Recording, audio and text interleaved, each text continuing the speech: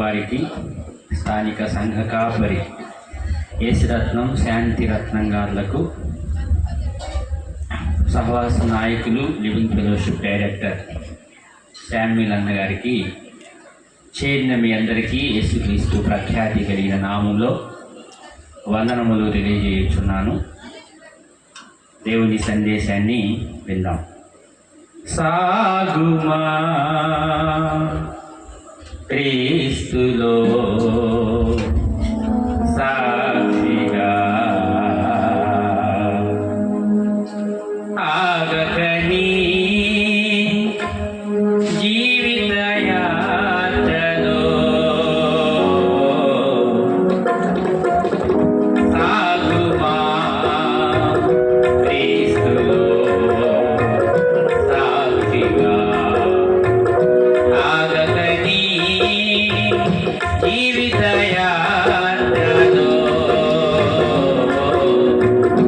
ఆగకని జీవిత యాత్రలో సాగుమా క్రీస్తులో సాక్షిగా.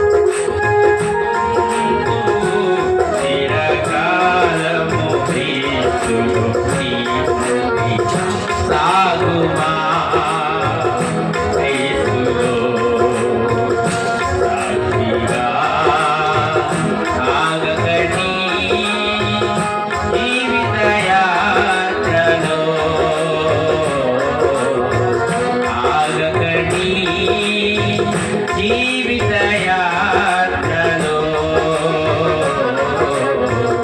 సాగుమా క్రీస్తులో సాక్షిగా.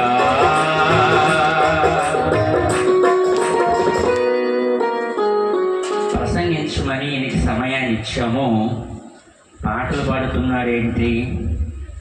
నా ప్రసంగ సమయంలోనే పాట ద్వారా కొంత మెసేజ్ మీ దగ్గరికి వచ్చింది. సాక్షిగా నీ జీవితంలో సాగు, ఆగొద్దు అని మెసేజ్ ఉంది. రైట్, దేవుని వాక్యాన్ని చూద్దాం. మత్తయి సువార్త 3వ అధ్యాయము 1వ మాటను చదువుకుందాం. ఆ దినములందు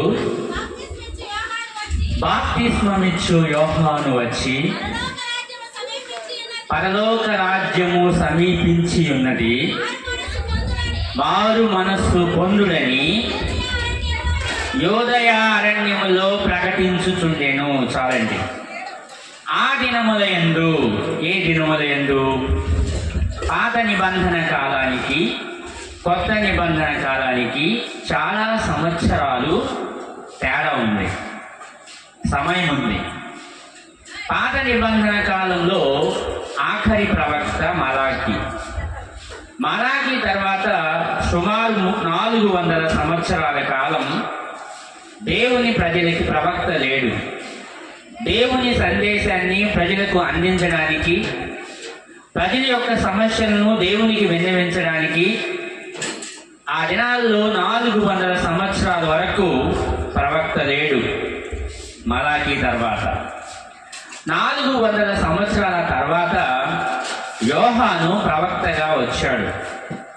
ప్రవక్త దేవుని చేత పంపబడిన ఈ యోహానే దేవుని మార్గాన్ని సిద్ధపరచడానికి పంపబడిన యోహాను ఈ ప్రవక్త.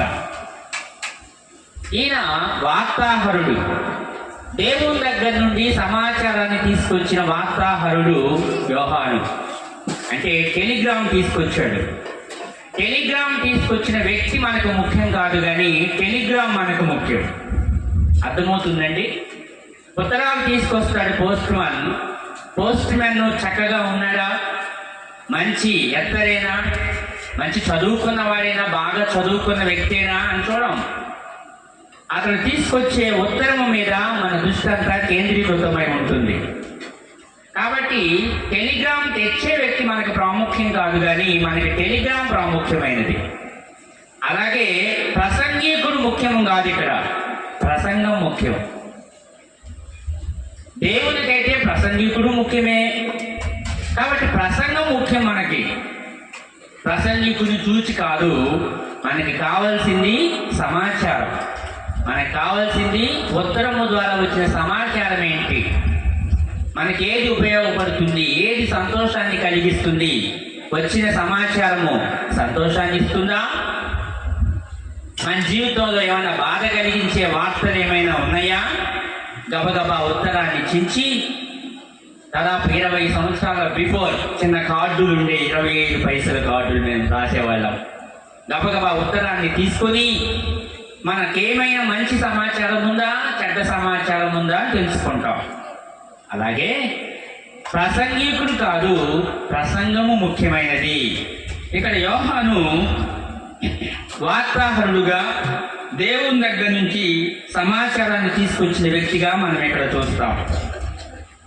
ఆ దినములందు యోహాను వచ్చి పరలోక రాజ్యము సమీపించింది, మారు మనసు పొందండి అని ప్రకటించడం మొదలుపెట్టాడు. యోదయ అరణ్యంలో. యోదయ అరణ్యం యోహాను యొక్క ప్రసంగ స్థలం. అది అందంగా తీర్చిదిద్దిన మండపం కాదు, ప్రసంగ స్థలం అది. ఆ యోదయ అరణ్యంలో యోహాను ప్రసంగిస్తూ ఉంటే చాలా మంది ప్రజలు తండోపతండాలుగా బేతేలు నుంచి, సమరయ నుండి, యెరూషలేము నుండి, అనేక ప్రాంతాల నుంచి యోదయ అరణ్యానికి వచ్చారు. గమనించారా? చాలా దూరాల నుండి యోహాను యొక్క ప్రసంగాన్ని వినడానికి వచ్చి మారు మనసు పొంది తమ పాపముల నిమిత్తమై బాప్తిస్మం పొందవచ్చారు. అంటే ఆ రోజుల్లో ప్రజలు దేవుని వాక్యానికి ఎంత విలువనిచ్చారో అర్థమవుతుంది. చాలా ప్రాంతాల నుంచి దేవుని యొక్క వాక్యాన్ని వినడానికి ప్రజలు వచ్చారు. యోహాను యొక్క మాటలు వినడానికి దూర ప్రాంతాల నుంచి. ఈ రోజు కూడా చాలా మంది ప్రభుల ప్రసంగం వినడానికి వస్తున్నారు, కానీ ప్రసంగికుల దగ్గరకు వస్తున్నారు. ఈరోజు ప్రసంగికులు చాలా రకరకాల విషయాలు చెప్తారు, ఏవేవో చెప్తారు, ఎలా మంచి మంచి విధానాలలో ప్రసంగిస్తూ ఉంటారు. ప్రజలు చాలా చోట్లకి ప్రసంగం వినడానికి వెళతారు. ఒక్కొక్కరికి ఒక్కొక్క దైవజనుని మీద అభిమానం ఉంటుంది, ఫేవరెట్ ప్రీచర్ అని. చాలా మంది ప్రసంగికుల దగ్గరకు వస్తున్నారు, కానీ దేవుని దగ్గరకు రావడం లేదు. ప్రసంగికుల దగ్గర ప్రసంగం వినడానికి వస్తున్నారు, కానీ వాళ్ళు దేవుని దగ్గరికి రావడం లేదు. ప్రియనేస్తమా, రాత్రికాల సమయంలో ఇక్కడ కూర్చున్న నీవు అలాగున్నావా? ప్రసంగాలు ముఖ్యం, రాసుకుంటాం.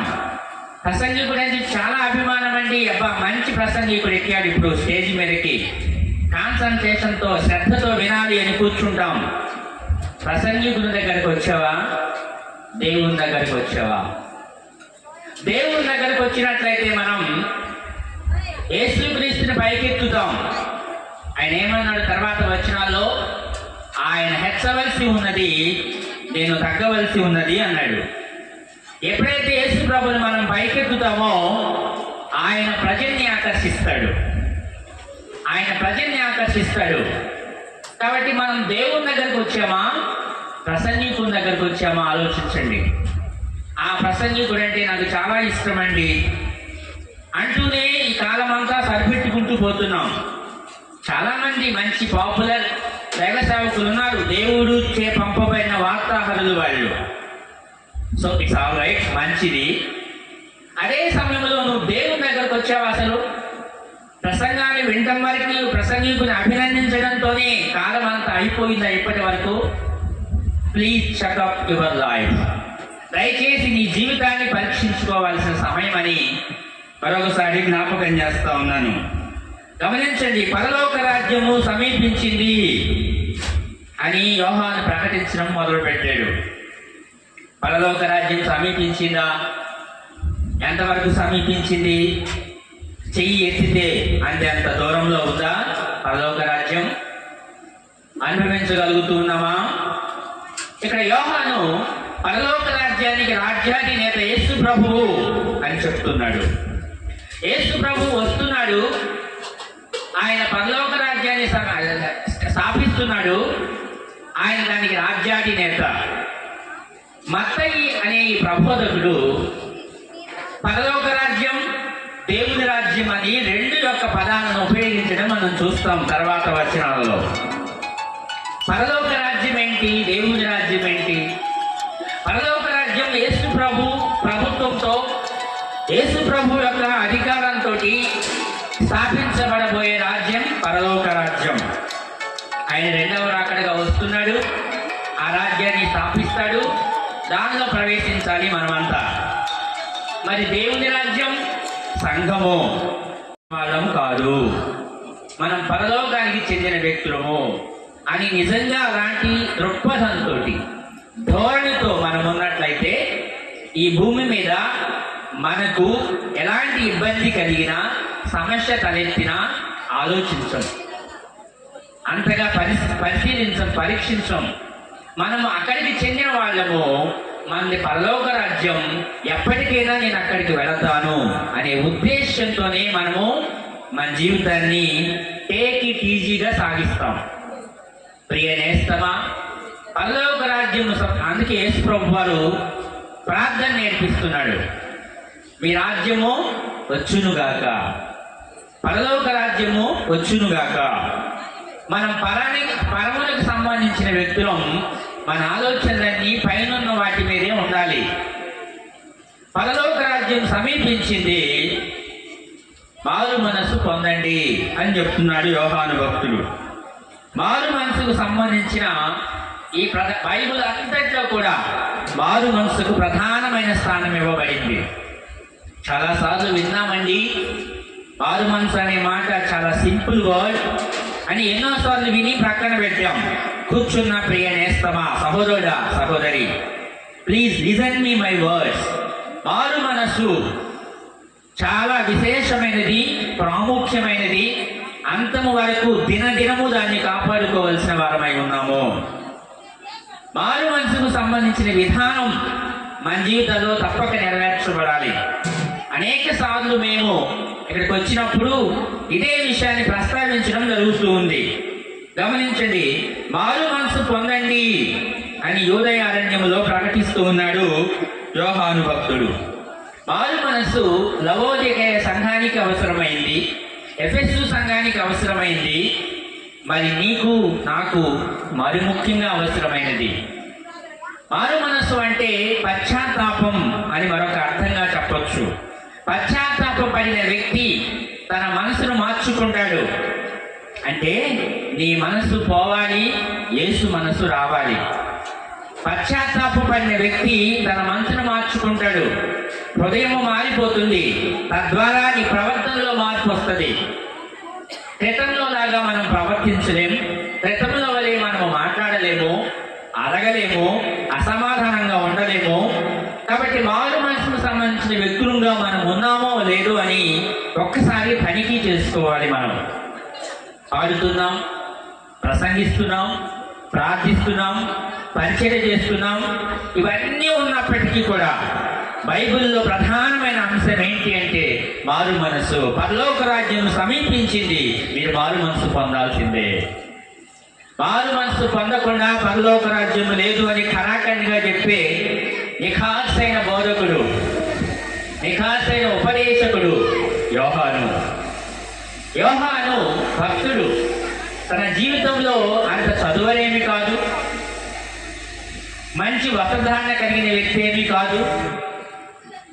అతడు అయినప్పటికీ కూడా ప్రజలందరూ ఆ యోదయ అరణ్యంలోకి వెళ్ళడానికి కారణం ఏంటంటే దేవుని వాక్యానికి ఆశపడుతున్నారు ప్రజలు. ఖచ్చితంగా బోధ చేసే వ్యక్తి. తర్వాత అంటాడు, సత్వ సంతానమా రాబోవు, ఏడవచ్చు, రాబోవు ఉగ్రతను తప్పించుకోవడానికి మీకు బుద్ధి చెప్పింది ఎవరు?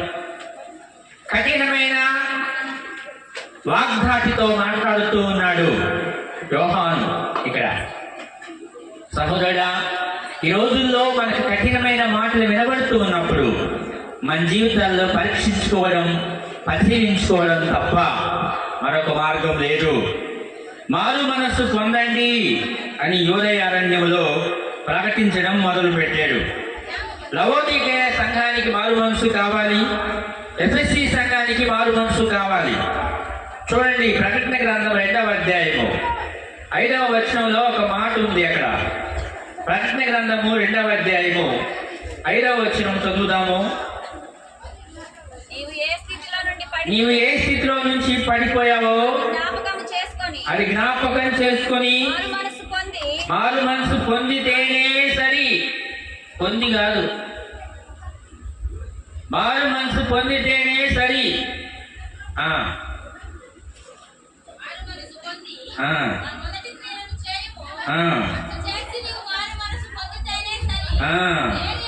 లేని ఎడల నేను నీ వద్దకు వచ్చి దీపస్తంభమును దాని చోట నుంచి తీసివేస్తాను. మొదటి క్రియలు చేయాలి. ఆ దినాల్లో మేము బాగా ప్రార్థించేవాళ్ళం, ఉపవాసం ఉండేవాళ్ళం. మా తాతలు నేతులు తిన్నారు, మా మూతులు చూడండి అంటే కుదరదు. మొదటి క్రియలు చేయడం లేదు, మొదటి ప్రేమ పోయింది అని మరొకసారి ప్రకటిస్తూ ఉన్నాడు యోహాను ఇక్కడ. చాలా ఉద్దండులైన జ్ఞానము కలిగిన పరిసయ్యుల మధ్యలో, సద్దూకైల మధ్యలో యోహాను ప్రకటిస్తూ ఉన్నాడు, మీరు మారు మనసు పొందితేనే పరలోక రాజ్యం దగ్గర పడింది, మార్పు చెందండి అని మాట్లాడుతూ ఉన్నాడు ఇక్కడ. ఆ మొదటి క్రియలు చేయండి. మర్చిపోయారు మొదట్లో ఉన్న భక్తి విధానం. ఆ రోజుల్లో అయితే ప్రతి చిన్న తప్పు చేసినా క్షమాపణ అడిగేవాళ్ళం. ఈరోజు మనకి అహం అడ్డొస్తుంది, మన ఈగో దెబ్బతింటుందేమో అని క్షమాపణకు వెళ్ళలేకపోతున్నాం, విమర్శించుకుంటున్నాం, సరిదిద్దుకోలేకపోతూ ఉన్నాం. సహోదరుడా, సహోదరి, నేను మనవి చేస్తున్నాను, నేను సాధన చేశాను, సాధన చేస్తూ ఉన్నాను, ఇప్పటికీ మారు మనసు పొందుతూ ఉన్నాను, ఇప్పటికీ మారు మనసు పొందుతూ ఉన్నాను. ప్రియ సహోదరుడా, సహోదరి, మారు మనసుకు సంబంధించిన విధానంలో మన జీవితం సాగకపోతే పరలోక రాజ్యం మనం ప్రవేశించలేము. సంఘం, లవోదికయ సంఘంకి మారు మనసు అవసరమైంది, ఎఫెసు సంఘానికి మారు మనసు అవసరమైంది. పరిశుద్ధాత్మ దేవుడు మనల్ని ఈరోజు గట్టిగా హెచ్చరిక చేస్తా ఉన్నాడు. నీ ఆధ్యాత్మిక జీవితం చేదారిపోయిందా? వెనకబడిపోయావా? నీవు ఆత్మలో పురోగమనమా, తిరోగమనమా? ముందుకెళ్తున్నావా, వెనక్కి వెళ్తున్నావా? పరీక్షించుకోవాలని ప్రభు పేట నీకు మనవి చేస్తున్నాను. పురోగమనం అయి ఉండాలి మన ఆధ్యాత్మిక జీవితం. ఆ రోజుల్లో బాగా ప్రార్థించేవాళ్ళం, నిష్ఠగా ఉండేవాళ్ళం, భక్తి చేసేవాళ్ళం. ఇప్పుడు తిరోగమనం అయిందా? యోహాను భక్తుని ద్వారా దేవుడు మనల్ని హెచ్చరిస్తా ఉన్నాడు. 2 కొరింథీ 7వ అధ్యాయము 10వ వచనంలో ఒక మాట చూద్దాం. చాలా సార్లు దేవుడు హెచ్చరిస్తున్నాడు. ఎందుకంటే ఇంకా మన జీవితంలో మారు మనసు కలగడం లేదు. మన మనస్సు పోవాలి, పూర్తిగా యేసు మనస్సు రావాలి. మన మనస్సు పూర్తిగా పోవాలి, యేసు మనస్సు రావాలి. చూడండి, 2 కొరింథీ chapter 7 and verse 10. దైవ చిత్తానుసారమైన దుఃఖం రక్షణార్థమైన మారు మనస్సును కలుగజేయును. అవునండి, దైవ చిత్తానుసారమైన దుఃఖం ఈ రోజుల్లో కలగడం లేదు. దేవుడు మౌనం అయిపోయాడు కదూ, దేవుని ఆత్మ మన జీవితాల్లో పనిచేయడం లేదు కదూ.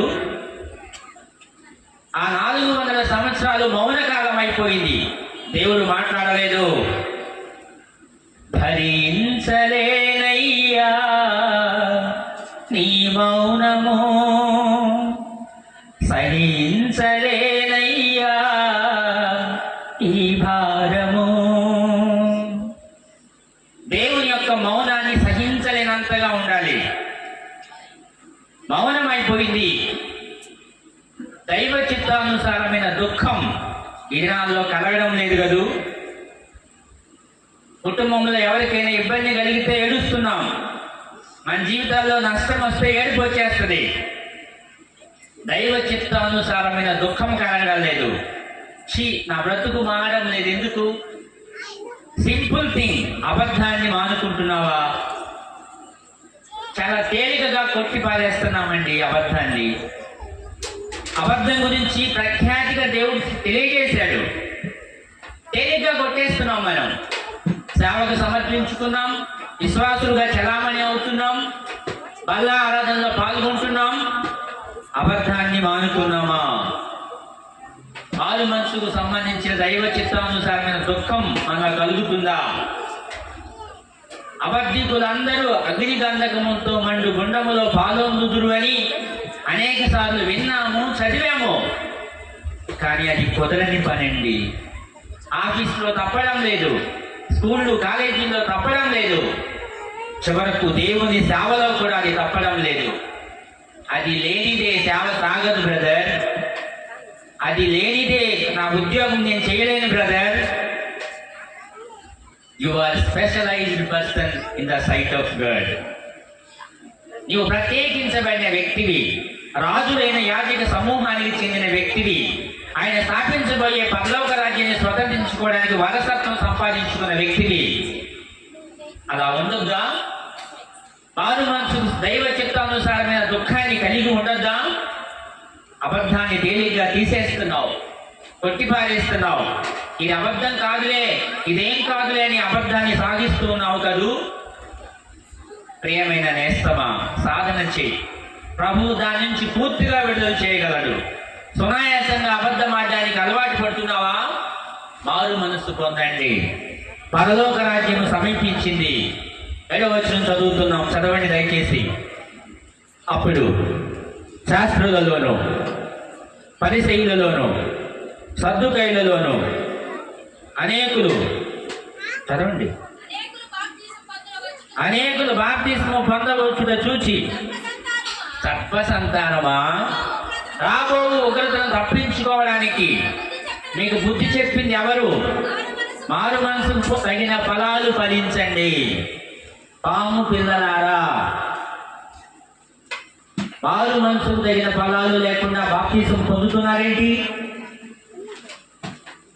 You must have fruitful life in Christ of Jesus. Yesu ప్రభు నామములో నీకు తప్పకుండా ఫలభరితమైన జీవితం కావాల్సిందే. అంజూరపు చెట్టు ఒకటి నాటెను ద్రాక్షావనమందు, పూతాలేదే పిండాలేదే, పచ్చని ఆకులతో నిండే. అంజూరపు చెట్టు ఒకటి నాటెను ద్రాక్షావనమందు, పూతాలేదే పిండాలేదే, పచ్చని ఆకులతో నిండే, పచ్చని ఆకులతో నిండే. అంజూరపు చెట్టు ఒకటి నాటెను ద్రాక్షావనమందు. ద్రాక్షవనంలో అంజూరపు చెట్టు నాటాడు. అన్ని ద్రాక్ష గెలలే, అన్ని ద్రాక్షల సారాన్ని అనుభవిస్తున్నాను, కానీ ఒక ప్రత్యేకమైన అంజూరపు చెట్టు నాకు కావాలి. ద్రాక్ష తోట మధ్యలో, ద్రాక్ష వనమందు అంజూరపు చెట్టు, ఒక ప్రత్యేకమైన ఫలాలు కావాలని ఆశతోటి నిన్ను నాటాడు సంఘంలో. నీ నుండి ప్రత్యేకమైన ఫలాలు, as he wants a special fruits, ఒక ప్రత్యేకమైన ఫలాలు ఆశపడతా ఉన్నాడు. అంజూరపు చెట్టు నాటుకున్నాడు, ఒక ప్రత్యేకమైన పండు తిందాము అనుకున్నాడు. ఆయన ఆప్యాయతతోటి, అపురూపంతో, ఎక్కడో నా చెట్టును తీసుకొచ్చి తన ద్రాక్షవనంలో నాటాడు. విస్తారంగా ఉన్న లోకంలో బ్రతుకుతున్న నిన్ను తీసుకొచ్చి సంఘంలో నాటాడు. అబద్ధాలతోటి, వ్యభిచారంతోటి, త్రాగుడుతోటి, జోదముతోటి, మోసముతోటి, కొండెతనముతోటి అనేక సార్లు బ్రతుకుతున్న ఎక్కడెక్కడో నీళ్లు పోయిన స్థలాలలోకి మొక్కల కింద, రాళ్ల కింద ఉన్న దానిని తీసుకొచ్చి నేను తన ద్రాక్షవనంలో నాటుకున్నాడు. ఎందుకు? ప్రత్యేకమైన ఫలాలు ఫలిస్తావు అని. అవును కదూ? నా మట్టుకు నేను ఎక్కడో ఉన్న మొక్కని తీసుకొచ్చి ఆయన తోటలో నాటాడు. ఆయనకు ఫలాలు ఇవ్వద్దా? ఆయన సాటిస్ఫై చేయొద్దా? సంతృప్తికరంగా మనం బ్రతకొద్దా? ఫలాలు ఇవ్వద్దా? ఒక్క పండు కూడా వెతుకుతున్నాడు, కొమ్మకి వెతుకుతున్నాడు. ఒకటైనా దొరికిద్దేమో, రెండైనా దొరుకుతాయేమో. కొమ్మకి పరిశీలించి చూశాడు. There are no fruits. అక్కడ ఫలాలు లేవు. మారు మనసుకు తగిన ఫలాలు ఫలించండి అని ప్రకటిస్తున్నాడు యోహాను. ఇక్కడ మారు మనసుకు సంబంధించిన ఫలాలు అనుభవిస్తున్నామా? ప్రేమ అనే ఫలం ఫలించిందేమో చూస్తున్నాడు. సమాధానము, దీర్ఘశాంతము, సాత్వికము, దయాళుత్వము ఫలాలు ఫలిస్తాయేమని వెతుకుతూ ఉన్నాడు. కనబడుతుందయ్యా, నా దగ్గర ఉన్నాయి కానీ పండడం లేదండి. ఫలాలు పండడల్లా. ప్రేమ అనే ఫలం ఉంది కానీ పండడల్లా కరపచ్చిగా ఉంది. మాగయ్యాలి మనం కదా. మాగడం లేదు ఫలము. ప్రేమ అనే ఫలం ఏ విధంగా మనకు అనుకూలమైన వ్యక్తుల్ని, మనం ప్రేమించే వ్యక్తుల్ని, మనకి సహాయం చేసే వ్యక్తుల్ని, praise the Lord brother, praise the Lord sister అని పలకరించే వ్యక్తుల్ని మాత్రమే ప్రేమించగలుగుతూ ఉన్నాం. అది పూర్తిగా మాగిందా, పండిందా ప్రేమ ఫలం? దీర్ఘశాంతం అనే ఫలం పండిద్దేమో కోసుకున్నామో అని ఆశతో ఎదురు చూస్తా ఉన్నాడు. సహించలేకపోతా ఉన్నాం. జబ్బు అయితే శాంతంగా ఉండలేకపోతున్నాం. అప్పు సమస్య ఎక్కువైతే ప్రశాంతత లేదు. సహించలేకపోతా ఉన్నాం. భక్తి జీవితంలో ముందుకు సాగలేకపోతా ఉన్నాం. సహోదరుడా, సహోదరి, మారు మనసుకు తగిన ఫలాలు ఫలించండి. ఆత్మ సంబంధమైన ఫలాల విధానంలో మనం సాగుతూ ఉన్నామా? మార్పు కలిగి ఉంటున్నామా? మనం వేషధారణ సహించడండి. జడలో పువ్వులు కానే కాదు, దురాశ పువ్వులు తీసేయాలి. మెడలో మంగళ సూత్రము కాదు, దుష్కామ సూత్రాలు తెంపెయ్యాలి. చేతుల గాజులు కానే కాదు, చెవి గుసగుసగాజులు పగలాలి. వేశ్యనైనా క్షమిస్తాడు దేవుడు, వేషధారణ క్షమించడమ్మా. అమ్మలారా, ఓ ప్రియులారా, కన్నీరెందుకు నా కోసం, మీ కోసం, మీ పిల్లల కోసం కన్నీటి ప్రార్థన కావాలమ్మా. పలికెను యేసు సిలువను మోయుచు, జ్ఞాపకం చేసుకో సంగమా. అమ్మలారా, ఓ ప్రియులారా. బొట్టు తీసేస్తాం, గాజులు తీసేస్తాం, వైట్ అండ్ వైట్ వేసుకుంటాం. గుసగుసగా గాజులు పగిలిపోవాలి. కామ సంబంధమైన విధానాల నుంచి బయటికి రావాలి. కాబట్టి ప్రియమైన దేవుని సంఘమా, ఈ రాత్రికాల సమయంలో వారు మనసుకు సంబంధించిన ఫలాలు ఫలించండి. ఫలాలు ఫలించండి. దేవుడు సంతోషపడాలి. వెతికి చూస్తే ఒక్క పండు కూడా ఫలించలేదు ఆ చెట్టులో. వద్దు, ఈ చెట్టు తీసేయండి. అంతవరకు తెచ్చుకుందామా? అంతదాకా తెచ్చుకుందామా? అయ్యా, నీ నామం పేట నేను లింగంగుంట్లో ప్రసంగం చేశాను, నీ నామం పేట పాట పాడాను, లింగంగుంట సంఘానికి చెందిన వ్యక్తిని, ఇదిగో ఈ గ్రామంలో చాలా పరిచయ మందిర భూమిలో చాలా సహకరించిన వ్యక్తిని.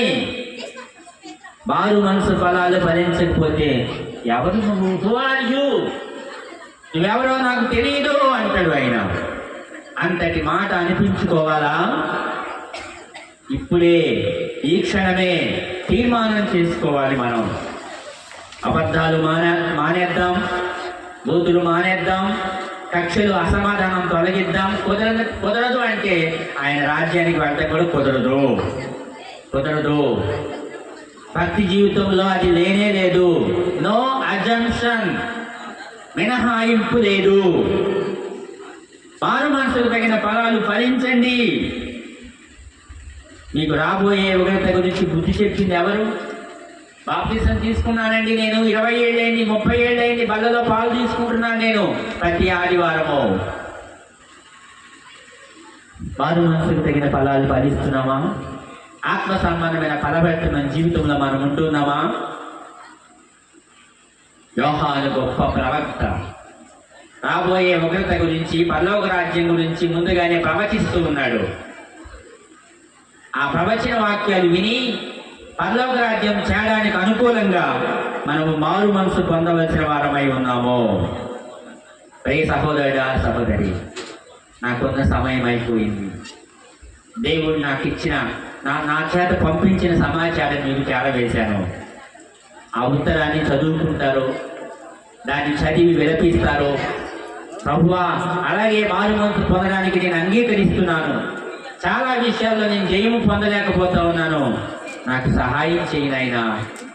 ఇక నుంచి నేను ఎలాంటి విషయాల్లో మిమ్మల్ని బాధ పెట్టాలి, దుఃఖ పెట్టాలి అనుకోవడం లేదు, నాకు సహాయం చేయనైనా అని ఈ ఉత్తరాన్ని మీ ఇంటి దగ్గర మోకరించి ఒంటరిగా తెరిచి ఉత్తరాన్ని దగ్గర పెట్టుకొని ప్రార్థన చేస్తారు. సమాచారం మీ దగ్గరకు చేర్చాను. వార్తాహరుడు ముఖ్యం కాదు, వార్త ముఖ్యం. నేను ముఖ్యం కాదు, సమాచారం ముఖ్యం.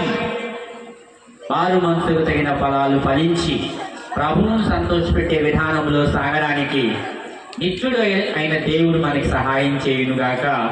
దేవుడు తన మాటలు మన మధ్యలో దీవించునుగాక. ప్రార్థన చేద్దాము. దయచేసి తలలు వంచండి. నిజమే ప్రభువా, చిన్న విషయాల్లో కూడా నేను తప్పిపోవచ్చున్నాను. కఠినమైన విషయాల్లో ఎలా ఉండలేకపోతున్నాను ప్రభువా, ఎలా ఉండగలను? చిన్న చిన్న విషయాల్లో నాకు మార్పు జీవితం కలగడం లేదు. సమాచారం మరొకసారి నా దగ్గరకు చేర్చాడు. గతంలో చాలాసార్లు ఈ సమాచారం నేను ఎరుగుతున్నాను, చాలాసార్లు ఈ వార్త నేను విన్నాను. నాకు తెలుసు ప్రభువా ఈ విషయం.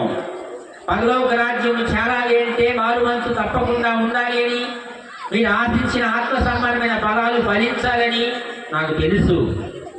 అయినా కూడా నేను అలాగ బ్రతకలేకపోతా ఉన్నాను. ప్రభువా, నాకు సహాయం చేయి, నేను ఉండాలి ప్రభువా అలాగా అని ప్రభువుని అడుగుదాం. పరిశుద్ధుడైన తండ్రి యేసు ప్రభువా, మీకు వందనాలు, స్తోత్రాలు నైనా. ఈ సాయంకాల సమయమున మాతో మీరు మాట్లాడిన మాటలు బలీయమైనవని, పరలోక రాజ్యానికి చేరడములో కీలకమైన పాత్ర పోషిస్తాయి అని నమ్మి స్తుతిస్తున్నాము తండ్రి.